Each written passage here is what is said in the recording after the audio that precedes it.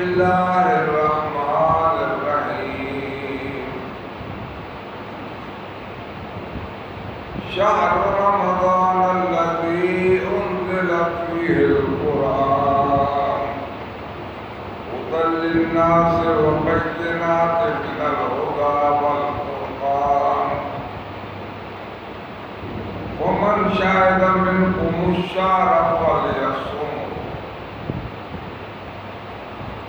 إن الله وملائكته يصلون على النبي يا أيها الذين آمنوا صلوا عليه وسلموا تسليما اللهم صل على سيدنا محمد وعلى آل سيدنا ومولانا محمد وبارك وسلم اللهم صل على سيدنا مولانا محمد وعلى آل سيدنا مولانا محمد وبارك وسلم الصلاة والسلام عليك يا سيدي يا رسول الله وعلى آلك وأصحابك يا سيدي يا حبيب الله أفضل الحمد ثناء إلهي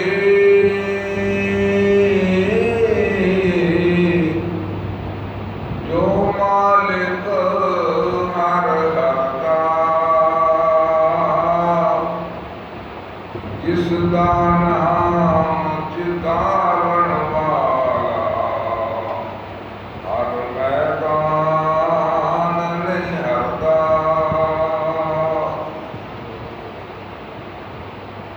رحمت کا دریا الہی ہر دم وگتا تیرا ایک قطرہ بخش مینوں کم بن جاوے میرا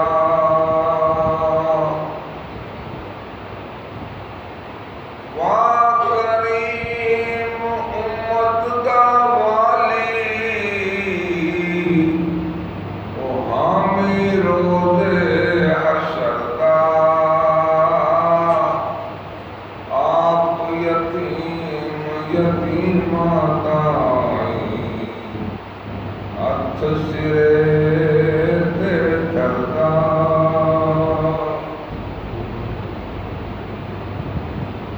اللہ رب العزت پروردگار مالک ملک کا بڑا احسان ہے کہ اس نے ہمیں اشرف المخلوقات یعنی انسان بنایا ہے اور انسان بنانے کے بعد اپنے محبوب سرور کائنات فخر موجودات وجہ تخلیق کائنات جناب محمد مصطفیٰ احمد مصطفیٰ صلی اللہ علیہ وآلہ وسلم کی غلامی کا شرف دیتا ہے اور آپ کے صدقے میں ایمان کی دولت عطا کی اسلام کی نعمت عطا کی قرآن مجید فرقان حمید جیسی لائق اور لامراد کتاب ملتا اس کی نعمتوں پر ہم اس کا بے حد کام کے اللہ تعالیٰ شکر ادا کرتے ہیں اور اس کے محبوب صلی اللہ علیہ وسلم پر بے حد درود بھیجتے ہیں جن کے صدقے میں یہ ماہ مبارک جس میں میں اور آپ موجود ہیں یہ ماہ شعبان المعظم جو اپنے آخری ایام میں داخل ہو چکا ہے پھر اس کے بعد آنے والا مہینہ ماہ رمضان المبارک شعبان کو حضور صلی اللہ علیہ وسلم نے اپنا مہینہ قرار دیا اور رمضان کو اپنی امت کا مہینہ قرار دیا میری امت کے لیے اس میں انتہائی بخششیں رحمت ہیں اور ان کے لیے آسانیاں ہیں اور اللہ تعالیٰ کا کی رحمت اور بخشش کا دریافت خاتمہ تو ہم اس کے بارے میں بیان کریں گے کہ رمضان کیا ہے، اس کے فائدے کیا ہیں، دعا فرمائے اللہ تعالیٰ مجھے واقعہ نہیں سکتا اور ہم سب کو واقعہ کا سن کر برآمد درود پاک پڑھی اللہم صلی علی سیدنا مولانا محمد وعلی آل سیدنا و مولانا محمد وبارک وسلم۔ اے پکا تھوڑا جا اس کا کام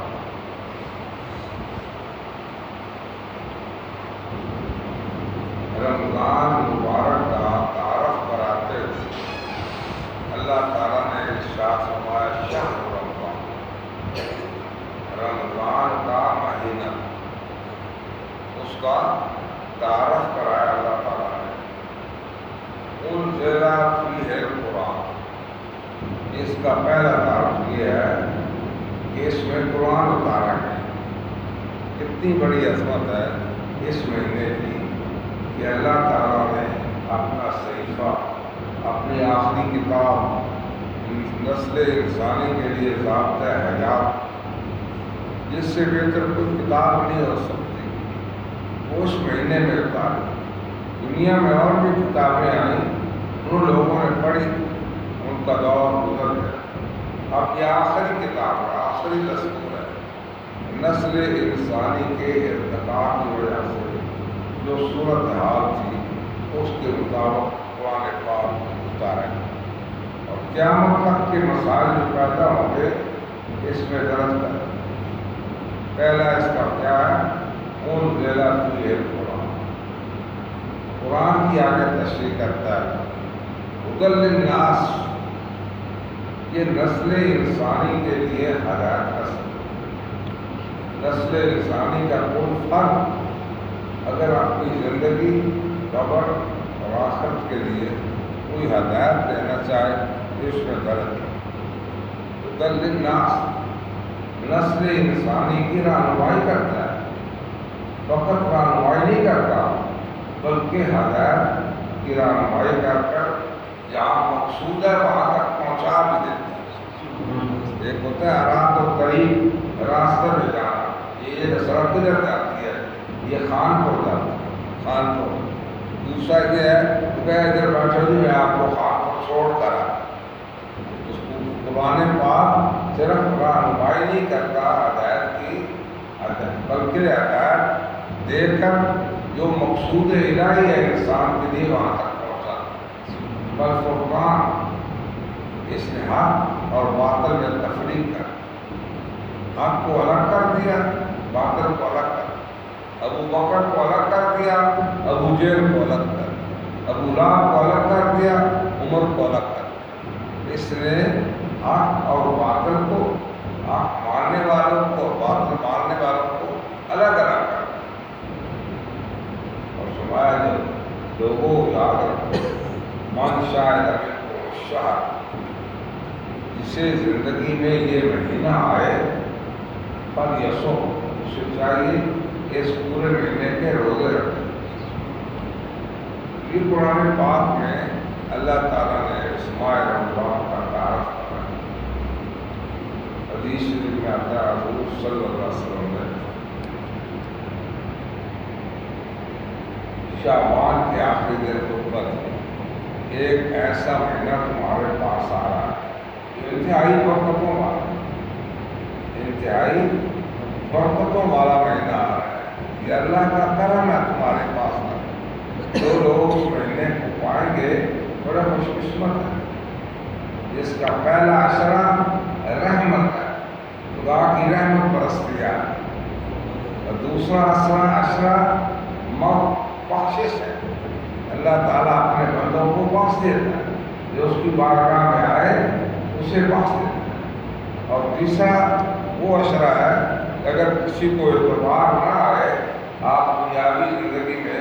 بات کوئی چیز کرتے ہیں، بات پکی کرتے ہو تو آپ کہتے ہیں مجھے لکھ کر دیں جی، یہ ٹھیک،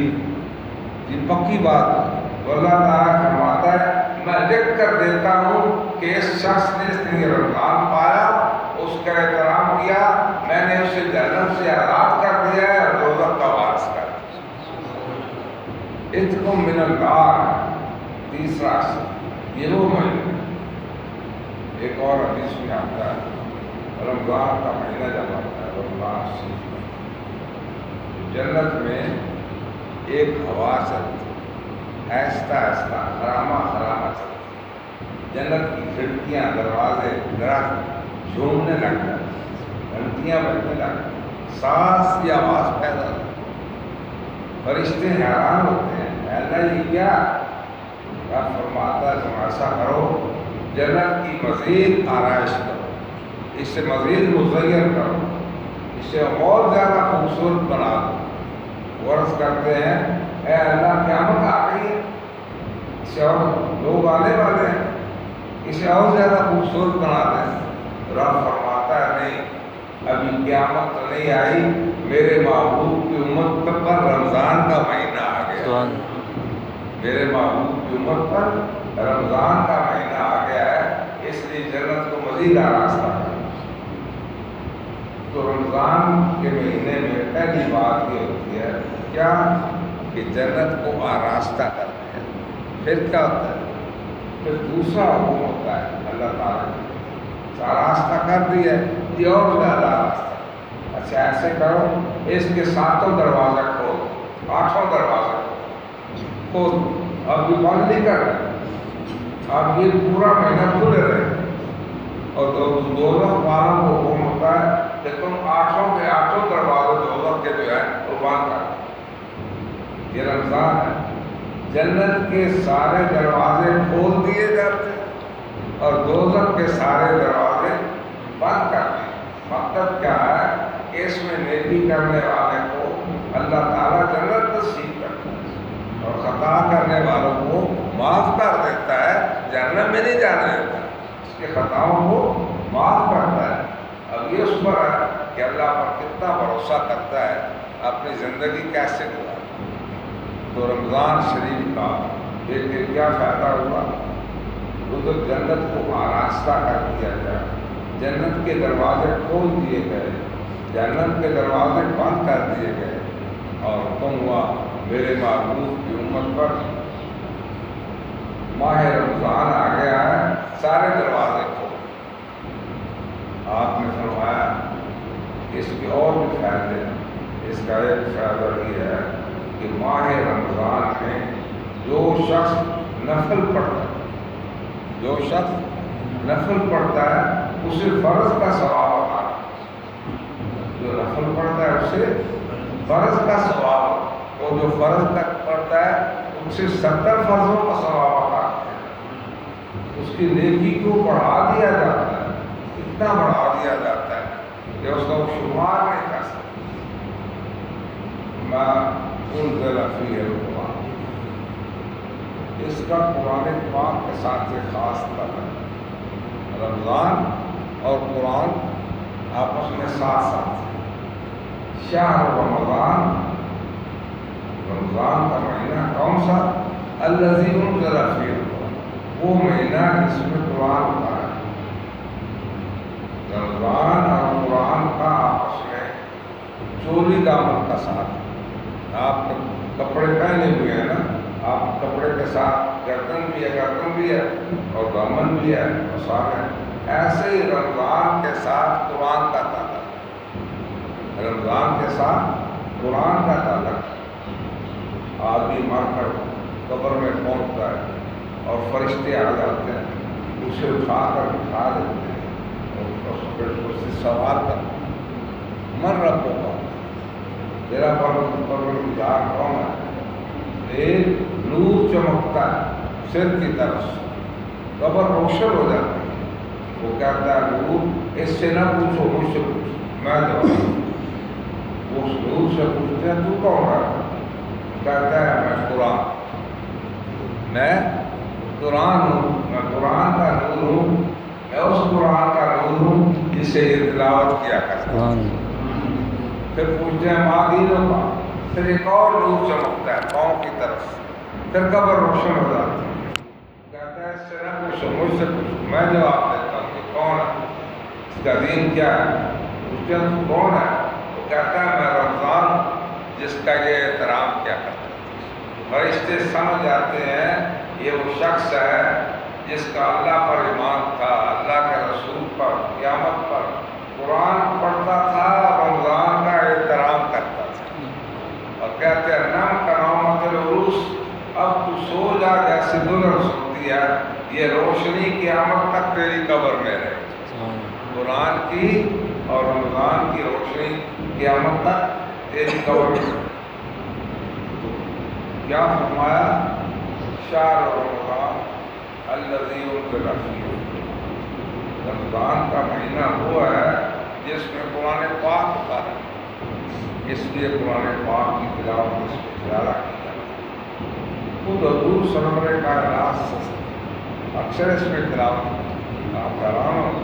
آپ پر قرآن پاک اترا تھا، آپ قرآن پاک کی اس قدر تلاوت کرتے،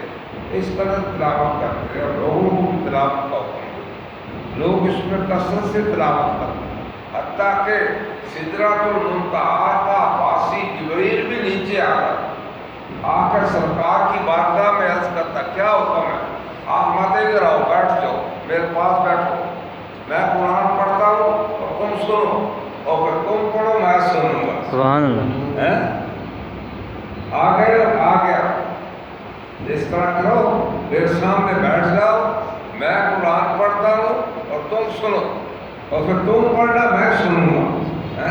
پھر جبریل کے ساتھ حضور صلی اللہ علیہ وسلم قرآن پاک کی آپس میں تلاوت کرتے، دور کرتے۔ ہر سال رمضان المبارک میں قرآن پاک کا دور کس کے ساتھ کرتے؟ جبریل امین کے ساتھ۔ میں جب قرآن پاک پڑھتا ہوں، قرآن پاک پڑھتے ہو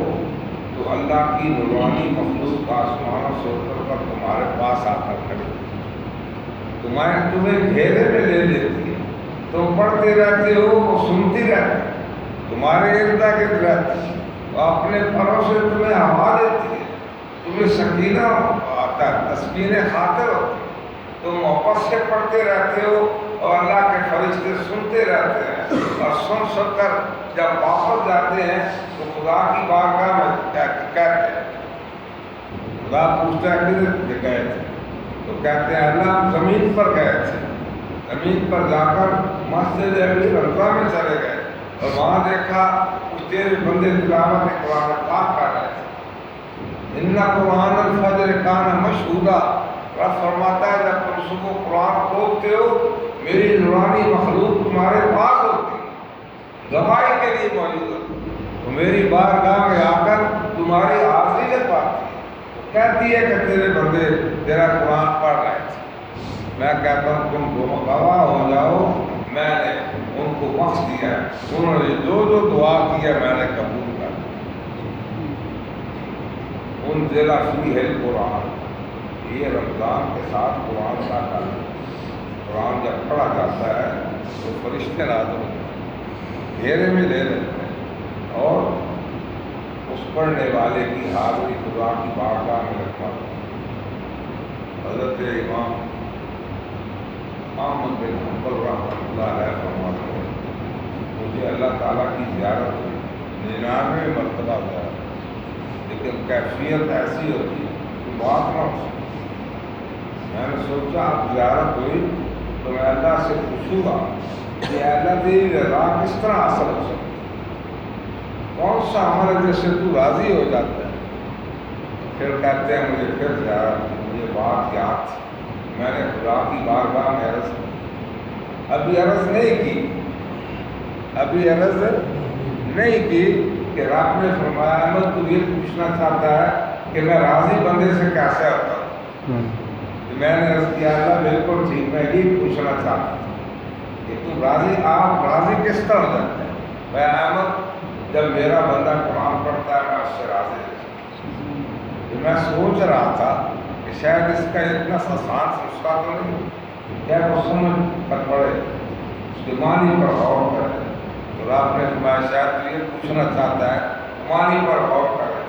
اور اس پر عمل کرے۔ کہا نہیں، کہنے لگے ہاں میں یہی پوچھنا چاہتا ہوں۔ کہا نہیں، بس وہ کھولتا ہے قرآن پاک، ادھر پڑھنا شروع کرتا ہے، ادھر میری رضا اس کے شامل آ جاتی ہے۔ قرآن پاک پڑھتا ہے، میری رضا اس کے شامل آ جاتی ہے۔ میں اس پر راضی ہو جاتا ہوں۔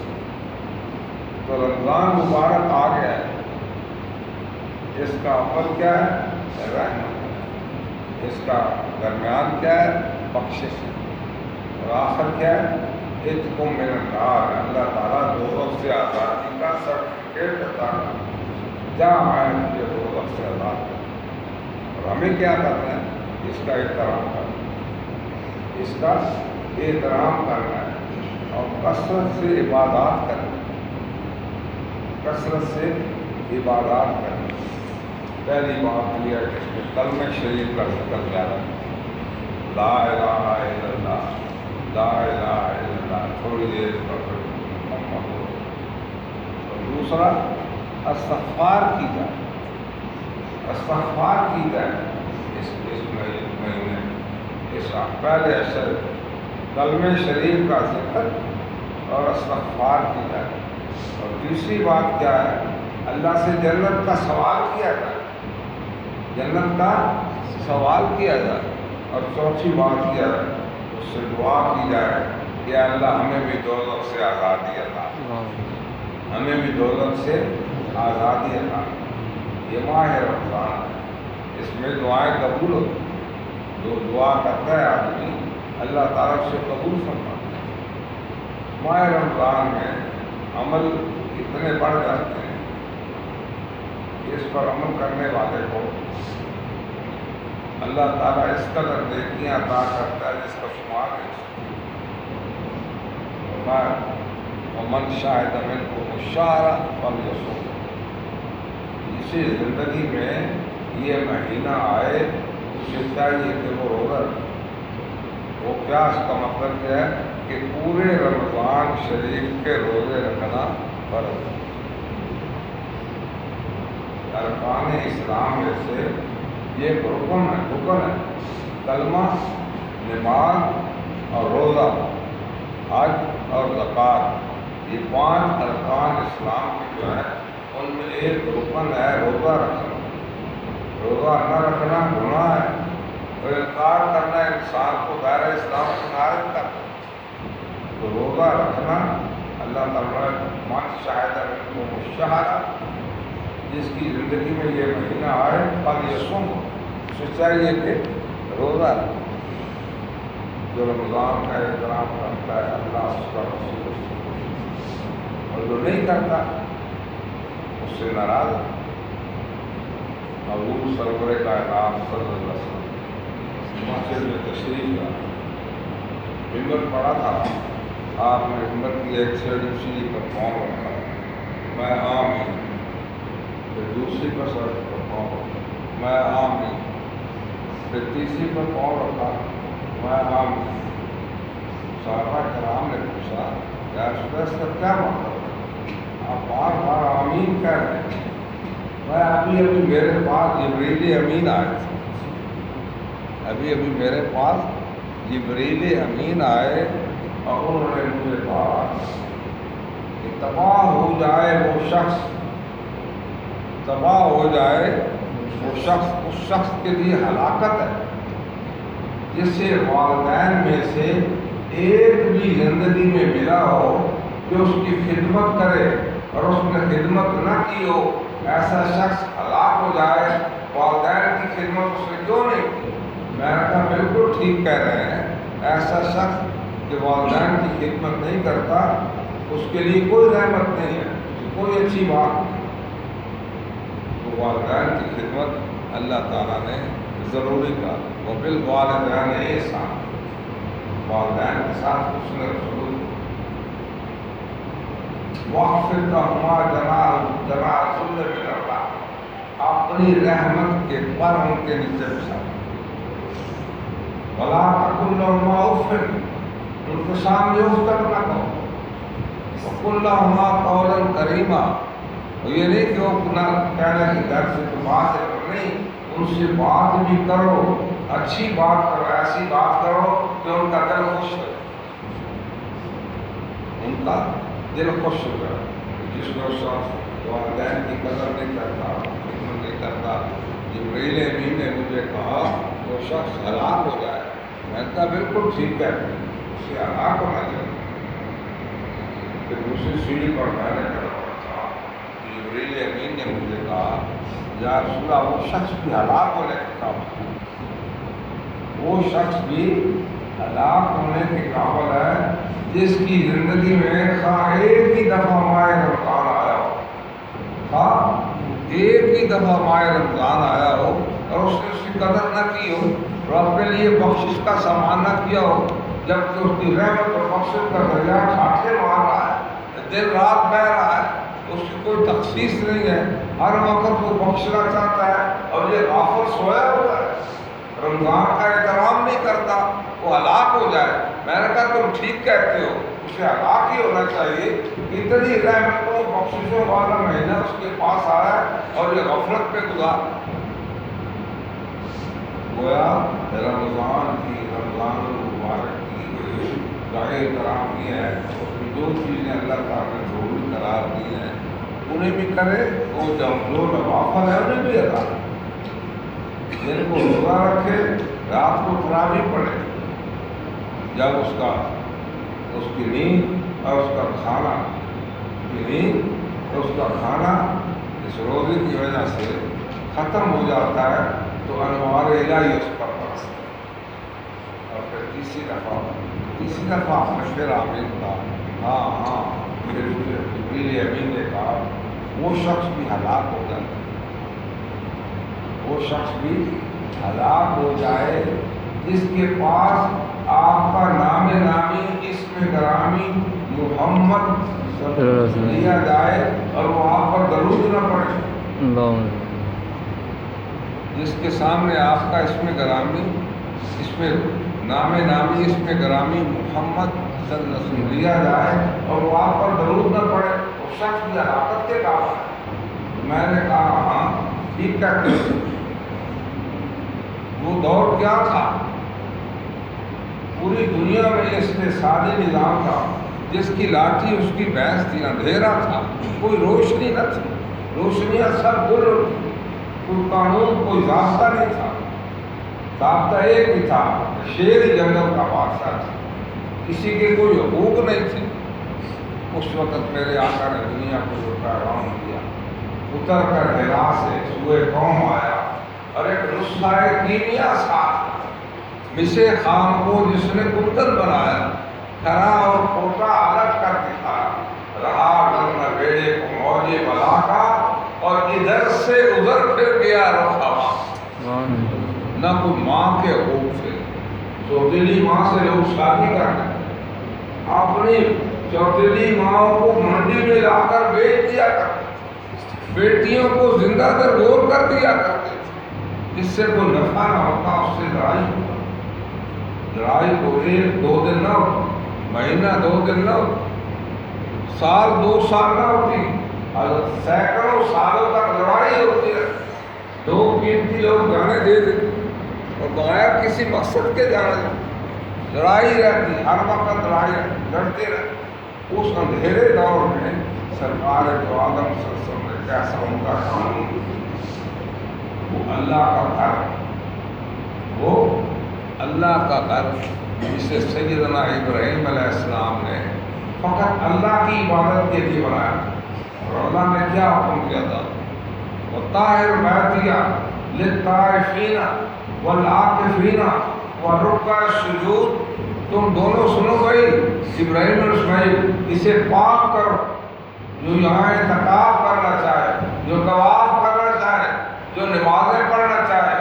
وہ اس مقصد کے لیے تھا کہ لوگ یہاں اس بیت اللہ کا طواف کریں، یہاں آ کر ٹھہریں، اللہ کی بندگی کے لیے، خدا کی بندگی کریں۔ کس کی بندگی؟ ایک اللہ کی بندگی کے لیے، ایک اللہ کی بندگی کے لیے اللہ تعالیٰ نے ابراہیم علیہ السلام کو حکم دیا۔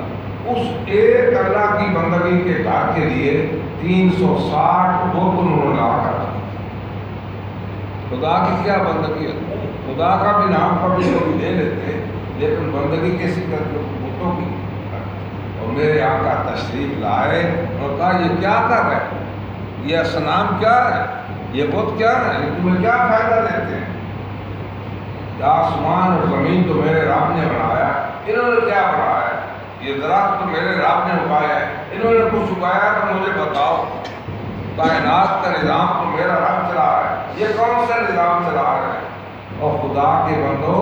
اللہ وحدہ لا شریک کی بندگی کرو، اس نے بتوں کی غلامی سے اسے نکال کر اس نے ساری نظام سے ہٹا کر ایک اللہ کی بندگی کی تعلیم، اور پھر یہی نہیں ہر ایک کے حقوق اور فرائض کا تعین کیا،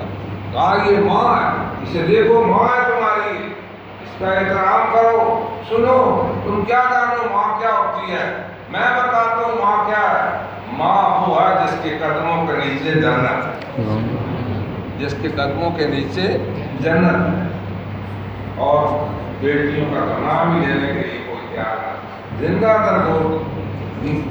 عورت کو تو زندگی میرے آقا نے عطا کی، زندگی عورت کو میرے آقا نے عطا کی ہے۔ وہ لوگ جو بیٹیوں کو زندہ درگور کر دیتے، منڈی میں جا کر فروخت کر دیتے، انہیں زندگی عطا کی، زندہ رہنے کا انہیں حق عطا کیا، انہیں زندہ رہنے کے لیے حصہ دیا، جائیداد میں حصہ دیا، اور ایسا نظام دیا وَلَا يَغْتَبْ بَعْضُكُمْ بَعْضًا، ایک دوسرے کی غیبت نہ کرنا، وَلَا تَجَسَّسُوا، ایک دوسرے کی کوہ میں نہ لگے رہنا، أَيُحِبُّ أَحَدُكُمْ أَن يَأْكُلَ لَحْمَ أَخِيهِ مَيْتًا فَكَرِهْتُمُوهُ، کیا تم چاہتے ہو کہ کوئی شخص یہ پسند کرتا ہے کہ مردہ بھائی کا گوشت کھائے، تم ناپسند کرتے ہو،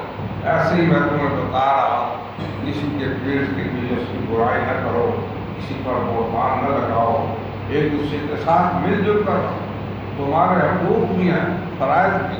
والدین کے حقوق ہیں، اولاد کے حقوق ہیں، پڑوسی کے حقوق ہیں، شہری کے حقوق ہیں، اپنے حقوق دعا ادا کرو، ایک ایسی زندگی تم پا جاؤ گے کہ دنیا میں جنت کرنا ہو۔ جس ہستی نے یہ نظام دیا، جس ہستی نے ہمیں خدا کا راستہ، جس کا راستہ خدا کا راستہ، اس کا نام نامی اس میں گرامی آئے تو اس پر کیا کرنا ہے، ضرور